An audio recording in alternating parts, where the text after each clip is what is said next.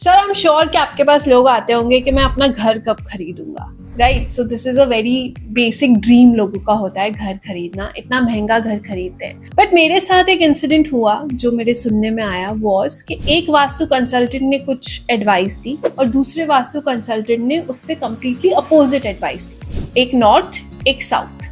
अब जो बंदा है इतना महंगा घर लेके वो कंफ्यूज हो गए। तो ऐसी कंट्रोवर्सीज क्यों होती हैं, या इस पे आप क्या कहना चाहते हो कि इससे बचने का क्या तरीका है? देखो, इसके बचने का एक ही तरीका है। As my experience since 18 to 20 years, आजकल बहुत सारे कंसल्टेंट निकले हैं जो अपनी अपनी राय खुद देते हैं। बाकी इसके भी वास्तु के भी एक बेसिक फॉर्मूलाज है।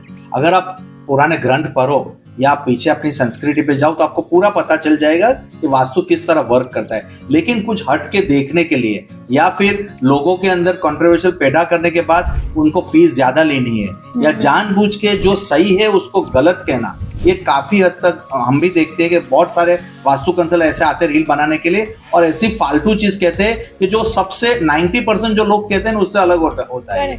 तो ये क्यों करते हैं वो लोग? Just because law of attraction करने के लिए, यानी कि अट्रैक्ट करने के लिए। उसमें गलत आदमी फंस जाते हैं क्योंकि वो लोग सोचते हैं कि इसका कुछ हटके है। हटके नहीं है, वो जानबूझ के ऐसी कंट्रोवर्शियल बातें करता है कि लोग उसके पास चले जाए। और आज हमारे आप देखते हो कि इंडिया में इतने सारे पब्लिक है तो कहीं ना कहीं तो फंसने वाले ही है। तो वो सिर्फ फंसाने के लिए, बड़ी बड़ी फीस लेने के लिए और जानबूझ के लोगों को गुमराह करने के लिए, क्योंकि गुमराह जितना आप करो, आप जितना घबराओ लोगों को और अलग को, तो ही फीस ज्यादा मिलती है। वो काम हमारा नहीं है। हम बेसिक फॉर्मूलाज पे जाते हैं, हम एनर्जीज पे काम करते हैं जिससे लोगों को रिजल्ट्स मिले। तो ऐसे आप सही बोलते हैं कि काफी ऐसा होता है कि आप पब्लिक आज मिक्स हो गई है कि किसकी सुने। आप देखते पर आप ऐसे इसकी सुनो जो 90% आप सर्वे करो जिसके बराबर है वो फॉलो करो। नहीं कि कोई एक बंदा अलग बोलता है, जानबूझ के अलग बोलता है कि कुछ नया पैदा कर सके या लोगों को अट्रैक्ट। ऐसे लोग अट्रैक्ट नहीं होते, कुछ सालों तक चलते लेकिन वो लंबी रेस का घोड़ा नहीं हो सकते क्योंकि लोग समझ जाते हैं। तो always follow the natural rules which are for vastu and which are made for vastu.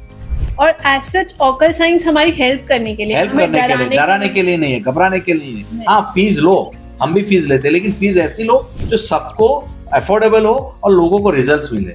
आप 2-4 काम करके बड़ी बड़ी फीस लेके तो आपके पास ऐसे ही आएंगे जिनके पास पैसा है, और अगर जिसके पास पैसा है उनका आधा प्रॉब्लम तो ऐसा ही सॉल्व है।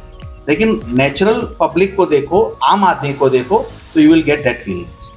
और ये जो अकल्ट फील्ड है वो स्पिरिचुअल फील्ड में आती है।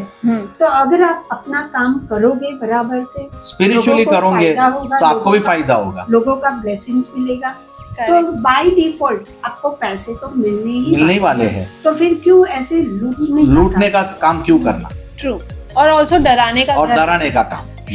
तो एक्चुअली ये पॉडकास्ट इसीलिए था कि हम लोगों को अवेयर कर सके, उन्हें बता सके कि ऑकल्ट साइंस हमारे भले के लिए, हमें डराने के लिए या हमारी लाइफ का कुछ बर्बाद करने के लिए नहीं। और इसमें बिलीव करके हम शायद आगे बढ़ सकते हैं, इसका सहारा लेके हम अपनी लाइफ बेटर कर सकते हैं।